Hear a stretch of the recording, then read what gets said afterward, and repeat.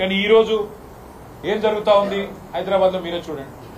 నిన్న పాపం జూనియర్ ఎన్టీఆర్ గారి సినిమా ఆయన ఇక్కడ రిలీజ్ ఫంక్షన్ పెట్టుకుంటే దాన్ని కూడా కనీసం నిర్వహించలేని అసమర్థత, గంట్లాంటి పరిస్థితిలోకి ఇలా ఈ నగరం వెళ్ళిపోయింది. ఇంకోవైపు చాలా విచిత్రంగా ట్రాఫిక్ సమస్య నాకంటే బాగా మీకే తెలుసు, నాకంటే ఎక్కువ మీరే తిరుగుతారు. గతంలో ఎట్లా ఉండేది ట్రాఫిక్ మేనేజ్మెంట్, ఇవాళ ఎట్లా ఉండేది అనేది ప్రజలందరికీ తెలుసు. హైదరాబాద్ గంటలు గంటలు ట్రాఫిక్ లో ఇరుక్కొని పోయే పరిస్థితి వచ్చింది. అదే మాదిరిగా ఇవాళ హైదరాబాద్ లో మేమండం కాదు, ప్రభుత్వానికి అంతో ఇంతో కొంత సానుకూలంగా ఉన్న పత్రికలు కూడా ఈ నగరానికి ఏమైంది అని చెప్పి వార్తలు రాసే దుస్థితి. 30 రోజుల్లో 28 మర్డర్లు అని చెప్పి లా అండ్ ఆర్డర్ పూర్తిగా అదుపు తప్పింది అనే పరిస్థితి. ఇవన్నీ కూడా మన కళ్ళ ముందే కనబడతా ఉన్నాయి. పరిస్థితులు ఇట్లా ఉంటే ఈ 10 నెలల్లో ఒక్కటంటే ఒక్కటి పాజిటివ్ కార్యక్రమం లేదు. నేను అడుగుతా ఉన్నా రేవంత్ రెడ్డి గారు, మీరే మున్సిపల్ శాఖ చూస్తా ఉన్నారు. మేము సనత్ నగర్ నియోజకవర్గంలో ఇప్పుడు అక్కడి నుంచి వచ్చినాం. ఫతేనగర్ బ్రిడ్జ్ ఉన్నది, దాని విస్తరణకు అప్పటికే డబ్బులు 100 కోట్లు కేటాయించినాం. కేటాయించడంతో పాటు రైల్వే శాఖకి డబ్బులు కట్టాలా రైల్వే వాళ్ళకి అంటే శ్రీనివాస్ యాదవ్ గారి దగ్గర ఉండి డబ్బులు కూడా కట్టించారన్నాడు హెచ్ఎండిఏతో. ఇంతవరకు మళ్ళీ దాన్ని ఫాలో అప్ చేసిన నాతుడు లేడు.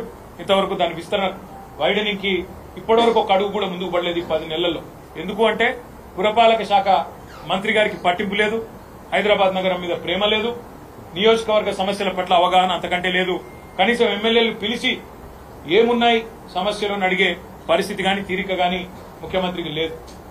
అదేవిధంగా కూకట్పల్లిని ఇటు సనత్ నగర్ ను కలిపే ఆ ఇండస్ట్రియల్ ఏరియా నుంచి వచ్చే అండర్ పాస్, బాలానగర్ కలిపే అండర్ పాస్, దానికి కూడా మేము డబ్బులు కట్టినాం. అక్కడ కూడా రైల్వే శాఖకు చిన్న ఆటంకం ఉంటే వాళ్ళకు కూడా పైసలు కట్టినాం. కానీ ఈ రోజు వరకు ఒక్క అడుగు ముందుకు పడలేదు.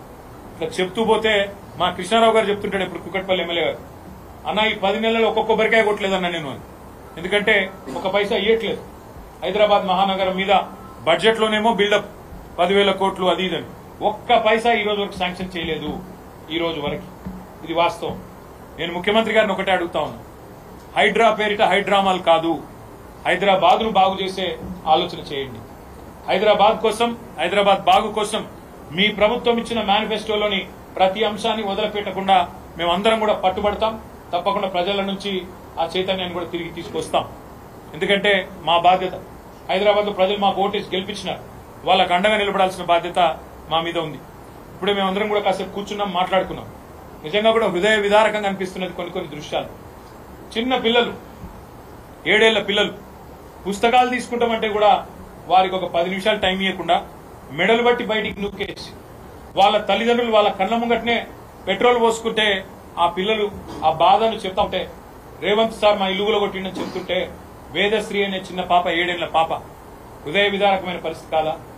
కస్తూరిబాయి అనే ఒక మహిళ ఫుట్పాత్ మీద చెప్పుల దుకాణం నడుపుకుంటుంది, దళిత అమ్మాయి అనుకుంటా. ఆమె చెప్పుల దుకాణాన్ని తీసి బుల్డోజర్ పెట్టి అవతల ఎత్తి పారేస్తుంటే నేను అడుగుతా ఉన్నా ముఖ్యమంత్రిని, మానవత్వం ఉన్న సర్కార్ చేయాల్సిన పనేనా ఇది?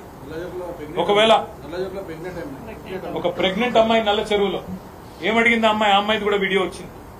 ఏమడిగింది? సామాన్ తీసుకుంటాను, ప్రెగ్నెంట్ నేను, కొంత సమయం ఇవ్వండి అని అడిగింది. దానికి కూడా నిర్దాక్షిణ్యంగా ఆ అమ్మాయిని బయట నూకేసి కట్టేసి పోలీసులతోని గోడగట్టి అమానవీయంగా. నేను ముఖ్యమంత్రి గారిని ఒకటే అడుగుతా ఉన్నా, ఉన్నాయి ఒక మా హయాంలో కాదు, స్వాతంత్ర